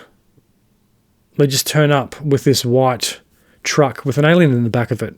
So some more context there would have been nice, and I think you could probably even make a prequel to this film to fill in that whole backstory with Hugo and Vivo. I think that would be very interesting. because you kind of like, what the fuck? Like, is that what I think it is in the wheelchair and the inflatable bag thing? And you're like, oh, okay, it is. Might have been a bit more impactful if the aliens had come into it a little earlier, but that might have also disrupted the ending. But at the same time, there's not a lot of intensity because Disclosure is going to get out, and there's the underdeveloped World War III plot really does put a damper on some of that intensity. But having said that, directing is also on point, as you'd expect from a Spielberg film. Some parts of the story were a little bit vague, but I think that was the point, to make it as broad sounding as possible. I even got emotional a few times, especially in the alien abuse scenes and the ending, because the ending is quite emotional. It's not intense, but there is this emotion of, oh wow, disclosure's finally happened, aliens are real, look how they've been treated. And I think that is a real masterstroke of Spielberg, even though the ending is ambiguous and the message still isn't 100% clear. What does listen actually mean? Listen to reason, listen to others, or above all else, listen to truth. So all in all, I'd give Disclosure Day probably 3.8, 4 out of stars, because of the subject matter, because I'm obviously into aliens and UFOs. So all in all, I'd give the film 3.8 stars. I did want to like it a bit more, but there was a few inconsistencies and things that I thought could have been done better that would have had a much better impact on the story. I mean, I'll give it 5 stars for subject matter, UFOs, UAPs, extraterrestrials, all stuff I'm into, and covering the very difficult topic of disclosure and turning that into a film, and not just turning it into an everyday film, but turning it into this big blockbuster that can even push the message even further. I don't think it was as good as Close Encounters of the Third Kind, and I don't think it will be quite as revered in 50 years' time as Close Encounters. But it was a very interesting and very original take on telling this story about disclosure, because it is such an ambiguous and big topic, because I don't think anyone really has a clear picture as to what disclosure actually is. So I give it 3 out of 8 stars. It's not Spielberg's greatest film by any means, but it's massively better than a lot of films so far this year, and definitely better than modern and recent UFO alien films, which there aren't a hell of a lot of anymore. They used to make a lot of sci-fi films involving aliens, but in the last 10 years, there's hardly been any quote-unquote alien invasion films. There's been films with aliens in it, of course, but not quite like this. And that makes the more conspiratorial side of me wonder, is Spielberg trying to tell us something? And why now? Is it because disclosure is a thing in the modern day compared to 10 years ago, when I don't think this film would have probably taken off? I don't think the studios probably would have gone for it, because if you were making a movie back in pre-2017 disclosure, when this stuff started to come out in 2016, early 2017, I don't think people would have really understood what it was about or really gravitated towards it. I don't think the interest was quite there. But fast forward 10 years and disclosure is now publicly acceptable and a part of the current affairs news cycle. And in recent weeks, we've had the release of the UFO files and the disturbing lack of media coverage about them. But maybe that's exactly the point of the film. 50 years ago, Close Encounters of the Third Kind made and brought public awareness to the different types of extraterrestrial encounters, which made it publicly accessible and part of the zeitgeist. Can Disclosure Day do the same for UFO and UAP disclosure? And after all, Spielberg is about the only man who could pull a film like this off. And that brings up the real question. Does Steven Spielberg know something, or was he privy to some type of information about UAPs that we don't know?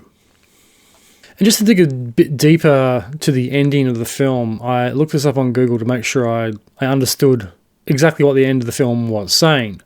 So according to Google AI, a climax and global broadcast. As geopolitical tensions bring humanity to the absolute brink of World War III, Margaret and Daniel team up with a faction of former Wardex whistleblowers led by Hugo to infiltrate Margaret's old Kansas City television news studio to execute a global broadcast. The group broadcasts 80 years of highly classified video evidence showing crashed UFOs, government deceptions, and the brutal torture and experimentation of alien captives by the Wardex Corporation. This staggering revelation shocks the entire global population, instantly freezing society and halting the imminent outbreak of World War III, which could have been done a lot better. The message and the translator chain. Following the video leak, Hugo's team wheels out a living, breathing elderly extraterrestrial whom they previously rescued from Wardex custody, known as In Vivo 17. Earlier in the film, the duo recovered memories, revealing that they were deliberately abducted as children to serve as cosmic translators for this exact moment. Interesting, and I'm not sure that is 100% clear in the film. Daniel was engineered with the capability to process the aliens' complex mathematical and binary language. Margaret was engineered with supercharged telepathic empathy to communicate effectively with mankind. Daniel does mention that he can hear and translate mathematics into a language, and maybe that went over my head because I'm not into maths. I fucking hate maths. And whenever I hear maths or mathematical, I kind of just switch off. Maybe that's why that didn't resonate with me as much as Margaret's abilities. Anyway, In Vivo 17 whispers a private message into Daniel's ear in an 8-bit binary tongue. Daniel translates the message and whispers it back to Margot. Margot steps in front of the broadcast desk, gazes directly at the global audience, and commands, "Listen." So what does the ending mean? Spielberg and screenwriter David Kemp leave the actual contents of the alien's speech entirely unheard. However, actors Emily Blunt and Josh Connor have indicated that "listen" serves as both the literal beginning of a longer message and a complete message in its own right. Thematically, the ending is widely interpreted as a plea for empathy and unity, placed against the backdrop of an impending world war, which is not too dissimilar to the current reality that we all live in. The film suggests that humanity's ultimate survival depends on our capacity to stop fighting and start listening to reason, truth, and one another. I think that's a pretty good message. There's currently more simultaneous conflicts right now than at any other time throughout history, and that should be concerning. So that concludes the film review part of the show, and now let's move on to part 2, the DNA of Disclosure Day, where this movie comes from. To really talk about Disclosure Day, I think you have to step back from the movie itself and ask a bigger question. What kind of UFO story is this actually trying to be? Because on the surface, it's another alien disclosure movie, another story about secrets, withheld truth, and the possibility of contact, and the fear that somebody in power already knows more, but they're not telling the rest of us. But if we strip away the marketing and the surface-level sci-fi imagery, Disclosure Day feels like it's drawing from a very specific era of UFO culture. Not the old-school 1950s flying saucer panic, and not even the 90s X-Files version of conspiracy storytelling, but this newer post-2017 world where the UFO topic re-entered mainstream culture in a very different way from what we have seen before. Because for a long time, UFO movies were usually built around a few classic templates. You had the invasion story, such as Independence Day, War of the Worlds, the big epic alien invasion movies where the aliens try to wipe out humanity and blow up global landmarks in spectacular fashion. And in these types of stories, the UFO is a threat in the sky, and the drama comes from human survival. You also had contact stories such as Close Encounters of the Third Kind, Arrival, and films like Contact, where the unknown is less about invasion and more about awe, communication, and the possibility that human beings are standing on the edge of a much bigger reality. And those films too are great examples of communication with the unknown, especially Arrival, because you have the army that wants to blow up the UFOs and the aliens, and Amy Adams is really the only one that's figured out how they communicate, and it's not a threat, and they actually want help. I haven't seen that movie in a while, but I fucking loved it when it came out. Very original. And then you had the conspiracy thriller version, such as The X-Files, where the real danger isn't just what's out there in the sky, but what's happening here on Earth. Governments lying, agencies withholding information, military secrecy, disinformation campaigns, and ordinary people being left in the dark. And The X-Files is probably one of my favourite all-time TV shows. Disclosure Day feels like it belongs most strongly to that third tradition, but updated for the current disclosure era, because the UFO conversation in the real world has changed a lot. The old language was flying saucers, little green men, tabloid sightings, abductions, Roswell, Area 51, swamp gas, and pop culture mythology. The newer language is colder, more bureaucratic, and in some ways much weirder. Now it's UAPs, sensor anomalies, military encounters, intelligence briefings, congressional testimony, whistleblowers, classified retrieval allegations, and endless arguments over what counts as evidence and what counts as narrative management. That shift is important because it changes what a UFO movie is even about. Older alien films were often asking the question, are we alone? What if something arrives?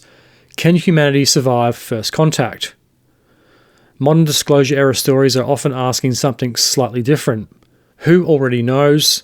How long have they known? Why are they hiding it? And if the truth is finally coming out, who gets to control the story? And the way I liken this, it's almost as if the argument has gone past the point of arguing about are UFOs and extraterrestrials real. That seems to be put to bed. I think it's pretty much an accepted fact of modern life that there's a very high chance that these things are real and have been visiting Earth for a very long time. We've gone past that argument, and now the argument has shifted to what agencies knew what, why were they holding the information for so long, why won't they release the truth, what information and documentation do they have that can back up these claims, and just when is the truth finally going to come to light? And as that passage just mentioned, who gets to control the story? Because so far, the government's still in control. Whistleblowers are trying to bring the truth out, but they keep getting hamstrung by the people that swore to protect them. We've moved past culturally the argument if there is something to these accounts a long fucking time ago. I think it's more or less undoubtable because it's been mentioned on news services in the United States that the UFO files have said this, or this information dump said we have alien bodies, ships have crashed in the desert, we have 9 craft that have been retrieved. We have definitely gone past that argument, and to me it looks like this is the second part of disclosure, is getting the public comfortable with the idea that we're not alone through movies and media. That's been done for what, like I just said, 70, 80 years at this point.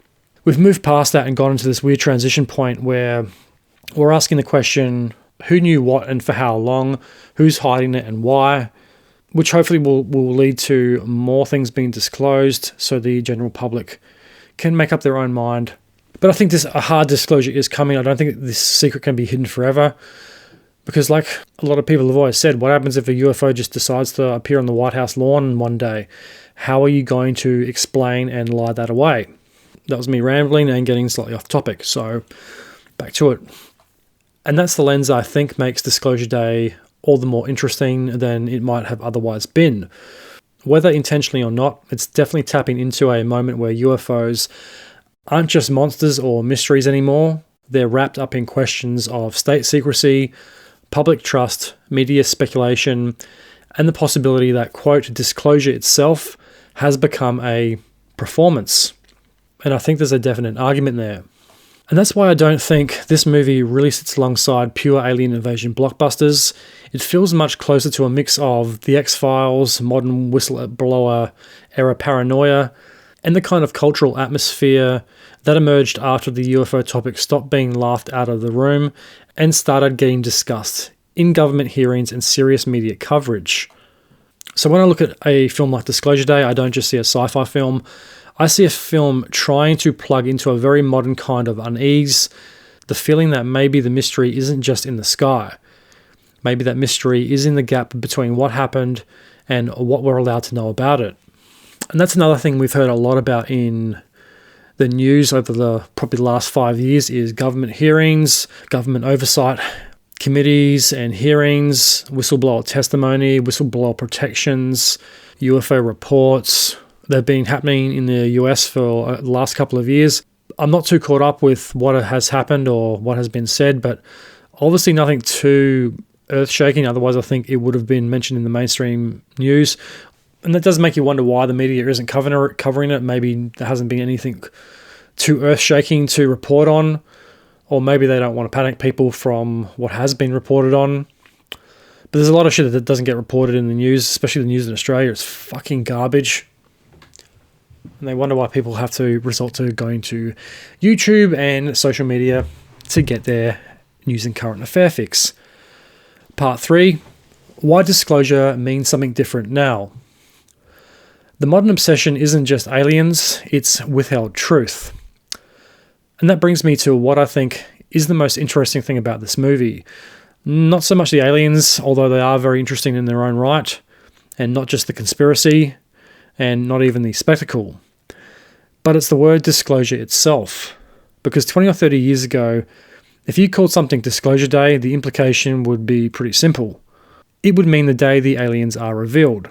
The day the ships arrive, the day the government admits the truth, and admits they were lying for all these years, and it would be the day that the world changes forever. But in the modern UFO era, the word disclosure carries a lot more baggage than that. And as I mentioned before, I don't think this film could have been made 30 years ago, 20 years ago, or even 10 years ago, because I don't think it would have meant what it means post-2017.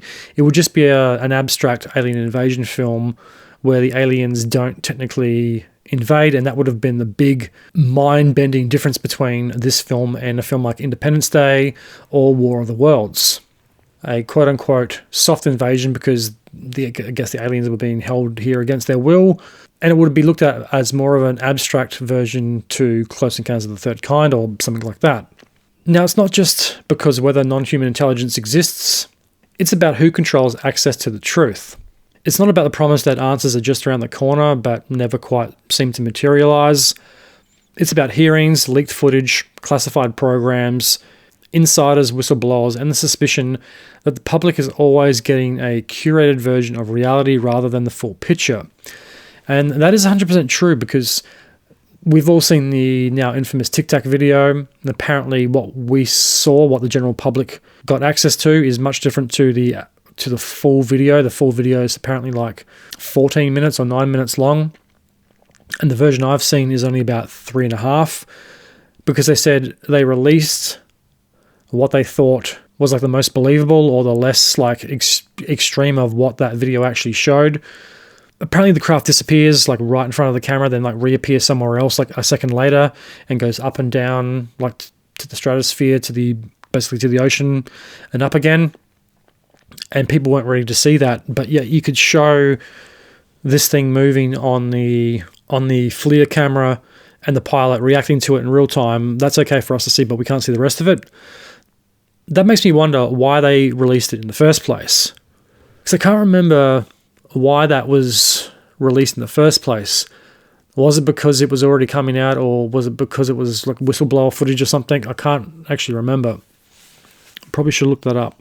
It's also very curious that a lot of this footage is coming from the military. It's coming from the Navy and the Air Force, because going back in the past, nearly all UFO footage was from civilians, people filming on their phones, or they were filming something on a camera, and then they saw something in the sky and started recording. Now it seems that like civilian shot footage isn't as publicly accessible. From what I've seen, most of the post-2017 UAP footage has pretty much all been from the military. And the military has been pretty secretive with this stuff in the past. Now all of a sudden the military is just releasing this footage to the public, albeit edited version of that footage. It does make you wonder. So if disclosure is different now and it's about the promise of answers and about hearings and leaked footage and this curated version of reality, it's about the constant feeling that the story is being managed, not necessarily by one cartoonish evil cabal, but by a tangle of governments, militaries, intelligence communities, media incentives, and people with very different agendas. And once you look at it that way, Disclosure Day becomes a lot more interesting as a title, because that phrase doesn't just suggest revelation, it suggests delay, it suggests gatekeeping, and it suggests that truth is not simply discovered. It is administered, rationed, controlled, staged, denied, leaked, and repackaged. And that's why this film lands in a different cultural space than older alien sci-fi movies. In a classic alien film, the drama might be the arrival itself. In a disclosure-era film, the drama is often the build-up to arrival, the suppression of information, the political fallout, the social panic, and the question of whether disclosure is ever really full disclosure at all. How do we know we are actually getting the full picture, the full story, or all the truth, and nothing but the truth? And in the hindsight of the pandemic and the real reason we're getting into wars and the Epstein files, can we actually trust our governments to tell us 20% of the truth, 30% of the truth, 40% of the truth, 50% of the truth, 10% of the truth? Because I don't trust a single fucking word any government anywhere says. If the government isn't going to be open with us about the budget and the financial situation the country finds itself in, they are not going to be open and honest about something as completely reality-shaking as disclosure or extraterrestrial life. And that, to me, is the most modern part of this entire subgenre. The fear is no longer just, quote, what is out there. The fear is also, what if someone here already knows? And maybe that's even worse. What if disclosure isn't the truth finally being handed to the public? What if it's just another controlled release, another narrative to spin, another product launch, another carefully managed event? And in the last 10 years, we've seen plenty of them play out, haven't we? We've seen numerous managed global events, orchestrated wars with deliberately spun narratives to keep people distracted or on side. Look at the bullshit with the Iran conflict. The US government says one thing, the Iranian government says something completely different, and the truth is somewhere in the middle of that. The US government says they destroyed their nuclear weapons production facilities like last June, last July. Then all of a sudden they're saying they want to stop their nuclear programs and hand over all nuclear material, despite the agencies saying that they couldn't find any evidence that Iran actually had a nuclear weapons program to begin with. So somebody's lying. You've got Hegseth and Trump spinning one narrative to get people to buy into it. Then you have the other versions of the story from the Iranians, from the intel agencies, and global governments around the world. So I don't think I'd believe disclosure if it came from the government. It'd have to come from some third-party source. Even if the government dumped all this information overnight and said, this is all we have, showed us the pictures of the archives and files manually being uploaded to the internet, I don't think I'd still believe it. Because the government has done a lot to break our trust and not earn it. And that's where a film like Disclosure Day can either become really compelling or really hollow. If it understands that disclosure is about power, about who knows, who decides, who withholds, and who benefits, then it's tapping into something genuinely contemporary. If it doesn't understand that, then disclosure just becomes a cool sci-fi buzzword slapped on a fairly standard alien story. And I think that's the key thing worth asking as you watch it. Is the film actually about disclosure, or is it just using the aesthetics of disclosure? Because those are not the same thing. Part 4, the real-world backdrop. Why this movie arrives at a very strange time. Now, one of the reasons Disclosure Day is worth talking about beyond a normal review is the timing. Because this film doesn't exist in a vacuum, it's landing in the middle of a very strange period where UFO disclosure has become a real cultural current again. And I want to be careful here because I'm not saying the film predicted anything, and I'm not saying it's secretly based on one specific leak or one specific government release, because how would anyone ever verify that? Because isn't the whole job of a screenwriter is to come up with stories and situations and scenarios like this? One thing I will say is there's been rumors for years that Spielberg knew more than he was saying when he made Close Encounters of the Third Kind, or somehow these agencies got in contact with him and basically fed him information to put in the movie as kind of a soft disclosure 50 years ago. Now, whether that's just a conspiracy theory, online rumor, or whatever it happens to be, no one can ever prove it, but it's a very interesting story nonetheless. Because I heard that years and years ago that he was deliberately given or handed information to put into the story to make it more realistic or whatever, and to push a extraterrestrial narrative in a mainstream film. That came from, I don't know, the powers that were controlling this information. Anyway, that's neither here nor there. What I am saying is that this movie arrives at a time when audiences are already primed to read UFO stories through the lens of real-world disclosure politics, and that changes everything. Because over the last several years, the UFO topic has moved from the edges of culture closer to the center. Not completely into the mainstream just yet, although it's kind of hovering on the fringes there. Not in the sense that everybody agrees on what's happening, but enough that the tone has definitely changed over the years. You've had military footage pushed into public view in the form of the 2017-2020 Pentagon Navy video releases and confirmations from the Navy and the Pentagon that this footage is real and verified. You had official terminology shift from UFO to UAP. I still prefer UFO, and that's why I use it all the time. But that's happened in the last 10 years. You don't really say UFO anymore, it's UAP, because I know is UFO too taboo to use, or it's not accurate anymore. And that term has been used in congressional and Department of Justice contexts. We've also had hearings and testimony in the form of the House Oversight UAP hearings that took place on July 26, 2023. And we've even had claims of hidden programs, retrieval efforts, and non-human technology being studied behind layers of secrecy. And that comes from witnesses and whistleblower claims. And one high-profile name that has been circulating in recent years is David Koresh. I'm pretty sure he was a witness or a whistleblower of some type. And you've had a media ecosystem that knows disclosure is now a very powerful word. Something that can help sell documentaries, podcasts, interviews, YouTube channels, and entire online brands. So when a film called Disclosure Day turns up in this environment, the audience doesn't come in empty-handed. They bring baggage with them. They bring Pentagon videos, they bring the hearings, they bring the whistleblower claims, they bring the frustration of endless partial revelations, and the feeling that every so-called disclosure event somehow creates more questions than it answers. And that to me is where the real tension starts, because modern UFO culture is built around a very strange contradiction. And this is the disclosure paradox. And that paradox is this: the more disclosure we seem to get, the less clear the truth actually becomes. In theory, more public discussion should bring clarity. As with other topics, more testimony should bring certainty. More official acknowledgement should narrow the field of possibilities. But that isn't really what has happened. Instead, the picture has become more unstable. The evidence pile gets bigger, but certainty doesn't grow with it.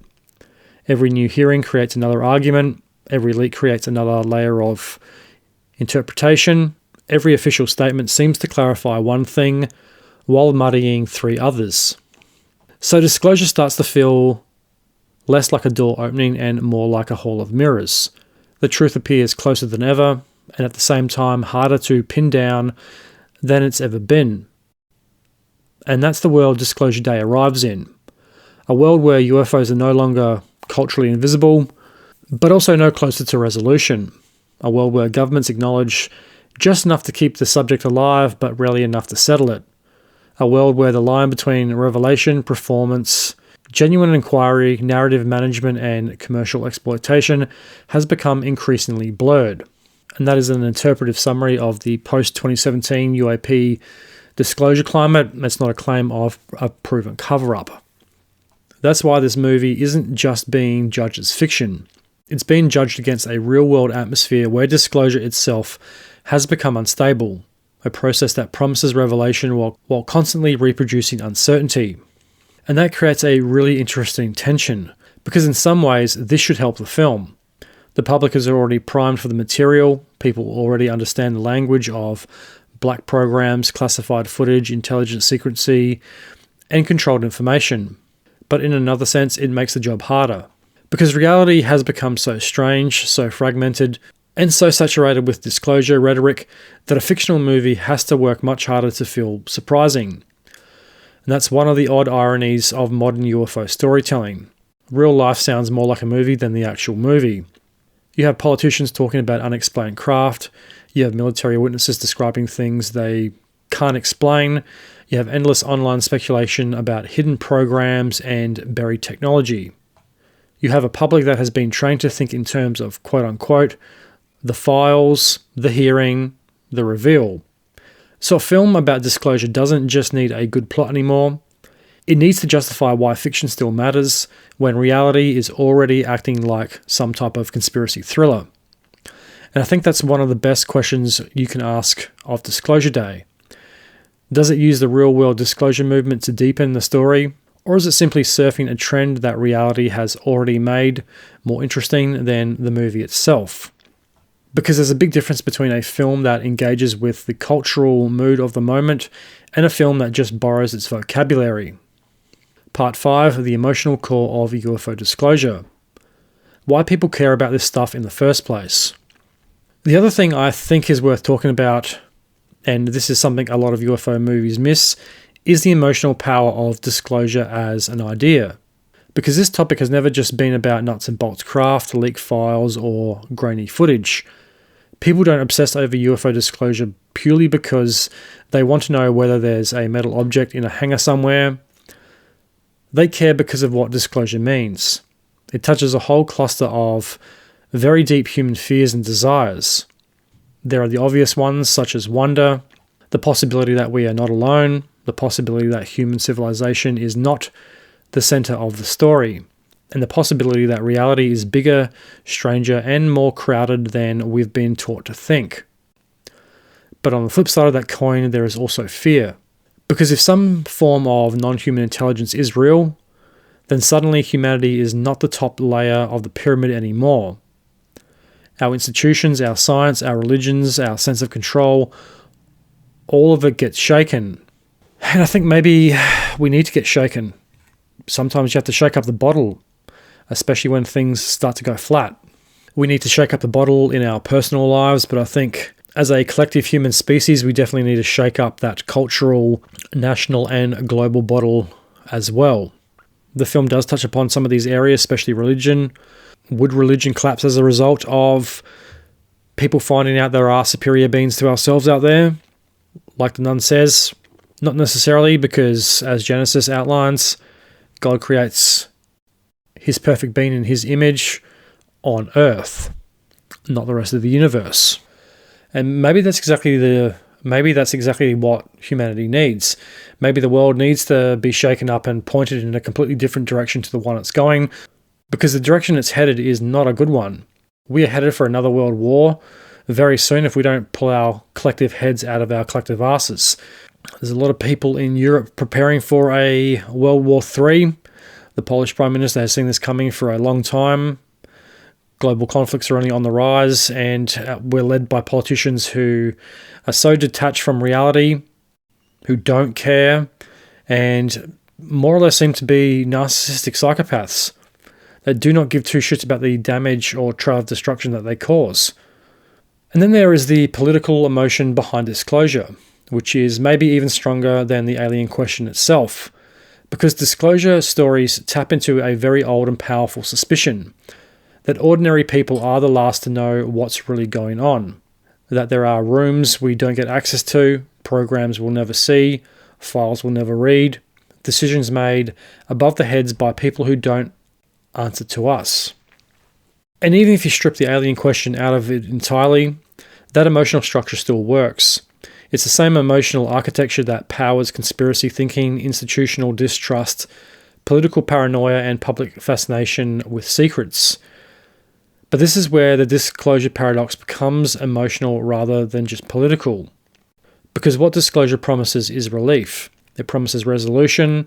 It promises that if enough evidence comes out, if enough officials speak, if enough documents are released, then eventually the fog will lift and the public will finally stand on solid ground. But that's not what the modern UFO story feels like. And maybe if global governments were a bit more open with their people, the people that pay their taxes to fund their projects, maybe we'll be a bit more inclined to believe what these governments say when it comes to things that the general public doesn't always agree with. Maybe we'll be more forgiving. But we've been lied to for so long by these institutions, they have no fucking credibility left. The same as mass news media, it's lost all credibility at this point. I don't believe anything I hear on the news. The other night they're talking about the bird flu. There's a couple of sick birds in Perth, and they're saying, "Oh, don't go near them if you see them." Perth is fucking hundreds of kilometers away from the rest of Australia. It's two birds. They have one of them, and they're making it out like this is just going to take over the entire country. There's a massive fucking desert in between Perth and the rest of the country. And what do they say at the end of this news story? They say, go get your flu shot. It might help prevent against bird flu. I was like, fuck off. Are you really telling us to get a fucking flu shot? Because you lied about the other shot that you told everybody they needed where they didn't, then lied about the damage it did. And so far this year, we've had war, monkeypox, war, rat virus, war, bird flu, and probably another war coming sometime later this year. Can you really try another fucking global scam, please? Because no one believes pandemics or wars anymore. What it often feels like is a cycle of approach without arrival. Another clip, another witness, another hearing, another set of claims, another wave of certainty followed by another wave of doubt. So the public gets drawn into this strange emotional rhythm where the truth always feels near enough to chase, but never close enough to hold. Because maybe the next release changes everything. Frustration because the next release usually changes nothing cleanly at all. And that's why disclosure has such a grip on people. Not just because of what it might reveal, but because of the emotional state it creates. A mixture of anticipation, suspicion, or anger and permanent incompletion. And that's where I think a film like Disclosure Day has a real opportunity. Because if it understands that disclosure is not just a plot twist, but an emotional condition, a culture of waiting, doubting, hoping, and second-guessing, then it's tapping into something much more real than standard sci-fi spectacle. And modern disclosure, I would relate to a narcissistic relationship. It promises, it lies, it breaks the trust, puts the blame back on the other person, doesn't take responsibility, then repeats the cycle all over again. The best UFO stories understand that disclosure is not just a reveal. It's a civilization-level stress test. If the truth comes out, and I mean really comes out, what would happen to religion, to governments, to military legitimacy, to the public's faith in institutions, to people who have spent decades being mocked for believing something unusual, to people who have built careers on denying it, to the idea that modern states are fundamentally transparent and accountable. Once again, going back to a narcissistic relationship, there's not a lot of accountability by those type of people. And if the government doesn't have accountability, then how can there be any trust? It also makes you wonder what would happen to religion, to governments, to the military, public faith in institutions, if this information came out. Do you think it would destroy governments and militaries and religion? I don't think religion would collapse quite as easily as what people think. Governments, I think, might have a bigger problem. The military, I definitely think, would, because I don't think they could protect the population against any extraterrestrial threat. I think it would be like human beings fighting ants. It wouldn't be much of a fair fight. I think the government angle, too, largely comes from a fear of control. If aliens were just to arrive tomorrow morning and broadcast themselves to the world, effectively, global governments are completely useless because there is this higher power. Governments would lose control of their people because why would you pay your taxes or go to work when aliens are coming to Earth saying, we can live like it's Star Trek and all hold hands and sing Kumbaya around the campfire. We can all be this global brotherhood and sisterhood of human beings rather than looking at each other as nations or countries with resources that another superpower country wants, that are willing to go to war and kill the native population to get. If they start preaching a better way of life, then it makes the current way we live look pretty fucking stupid. And that's the level where disclosure becomes interesting. Not just, quote, are aliens real, but what does revelation do to a society that no longer trusts the people delivering the revelation? And maybe the deepest irony is not that disclosure doesn't necessarily resolve that distrust, it can intensify it. Because every partial revelation raises the possibility that there's still more being withheld. Every official acknowledgement raises the suspicion that it has been carefully managed. Every moment of progress comes with the fear that the public is still only being shown the version of the truth it's allowed to see. So the more disclosure culture expands, the more uncertainty can expand with it. And that to me is the emotional atmosphere Disclosure Day is entering. Not a world waiting for one clean answer, A world trapped in a long psychological afterlife of partial revelation. Part 6. What kind of disclosure story is this? Hopeful, paranoid, apocalyptic, or cynical? I think one of the easiest ways to understand Disclosure Day is to ask what kind of disclosure story it actually is. Because not all disclosure narratives are saying the same thing. Some are fundamentally hopeful. Humanity evolves, we realise we're part of something bigger, and disclosure becomes a doorway to a more mature civilization.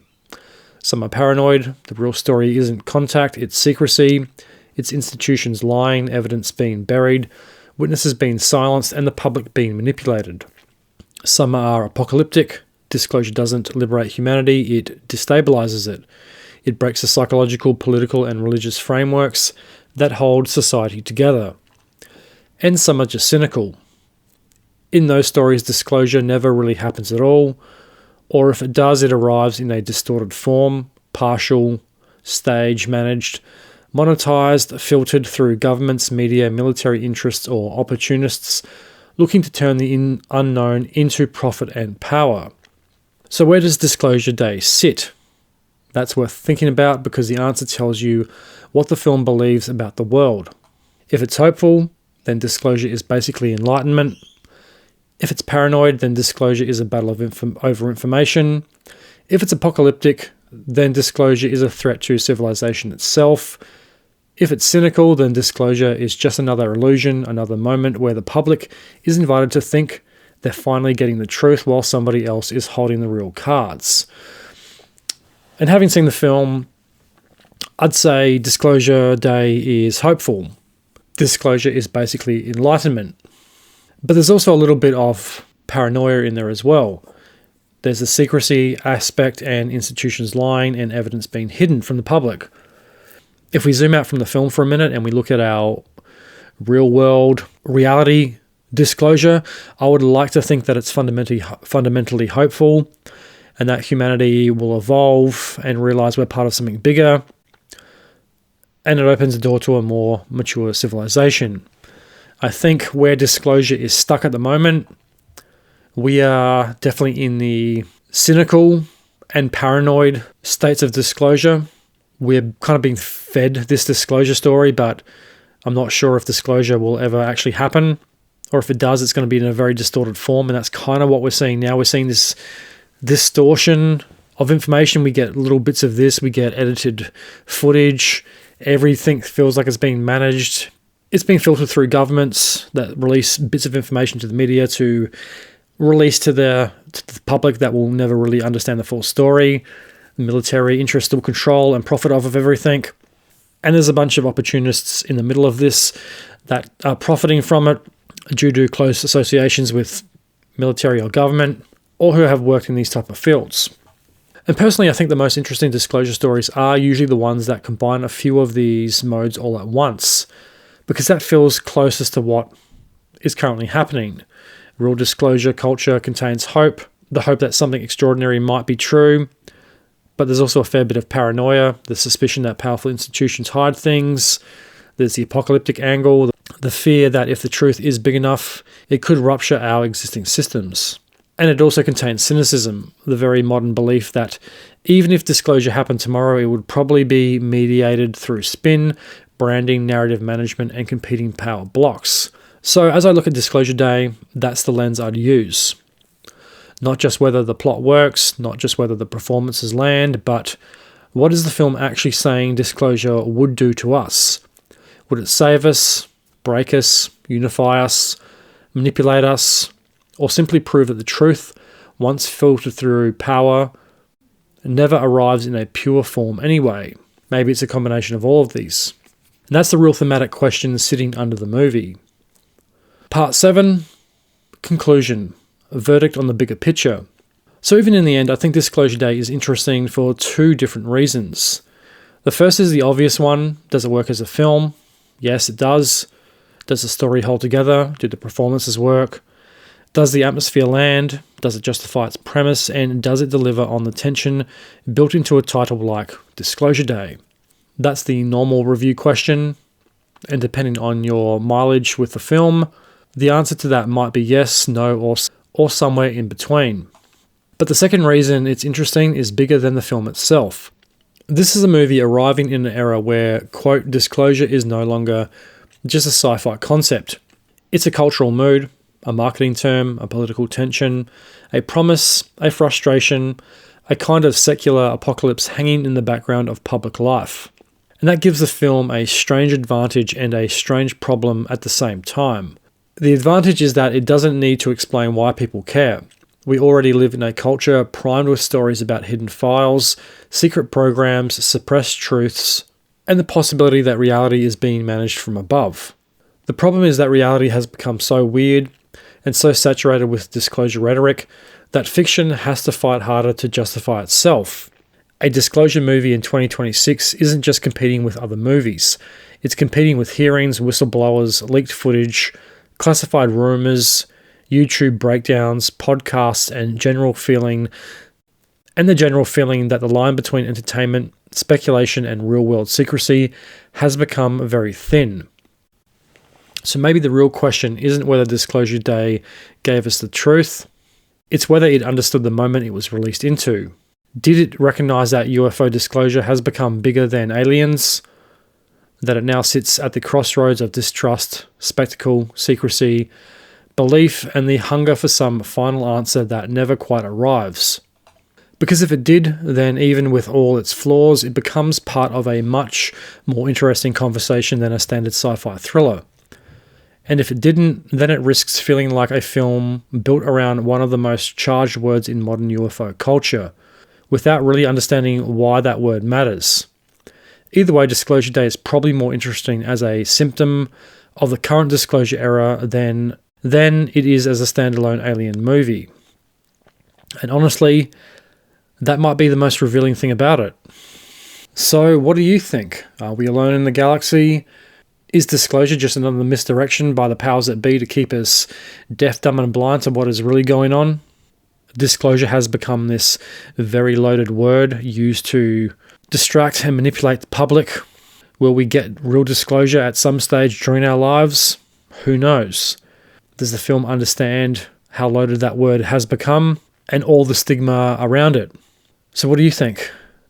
Did you like the film? Do you think we're alone in the galaxy? Do you think we'll ever actually get disclosure in our lifetimes? And I mean real disclosure where the government declassifies everything. I don't know. I think we might get some of that. I don't know if we'll get all of it because I think the general public can definitely understand certain aspects, but I think there's probably aspects of the whole UFO extraterrestrial phenomenon that might be a bit much for the general public or some people in it who think they're ready for it. I've heard this from several people in the UFO field that some things are so strange, some of the experts don't even understand it, let alone the general public, and it would be too weird for anyone to really understand, which would create more confusion and panic. But I guess that's really up to the viewer. So is Dan right in the film? Do we need all this disclosure information just put out there in the public and it's up to the individual to make heads or tails out of it and what they believe? Or are there much more damaging consequences to that have been overlooked? What do you think? And that brings us to the end of the show. I hope you all enjoyed it and got something out of it. If you'd like to support the Truth Tank, there's a couple of things you can do. You can head on over to the Facebook and Instagram page, give them a follow and a like. Don't be afraid to comment on posts and share your thoughts and opinions on episodes. If you really want to support the show, you can head on over to the brand new Truth Tank Spring Store, pick yourself up some merch. You'll be supporting the show and look really cool doing it. If merch isn't your thing, head on over to my Buy Me a Coffee page and you can buy me some tank fuel. You can make a one-off donation or a recurring payment of your choosing. The amount's up to you, $1, $10, $100, whatever you think the show is worth. You can download and listen to your favorite episodes of the Truth Tank on Spotify, Apple Podcasts, YouTube, Pandora, Castbox, Podbean, Amazon Music, Audible, or wherever else you get your podcasts from. Tell your friends, tell your family, tell anyone you think might like the show. Help spread it around and get the Truth Tank out there. If you're enjoying the show, please leave a 5-star rating and review on your preferred podcast player. Every review helps the show grow and get found and is much appreciated by yours truly. And I'll be back in the next week or two with a brand new episode. But until then, I'm a Tank. This is the truth. Truth to tell.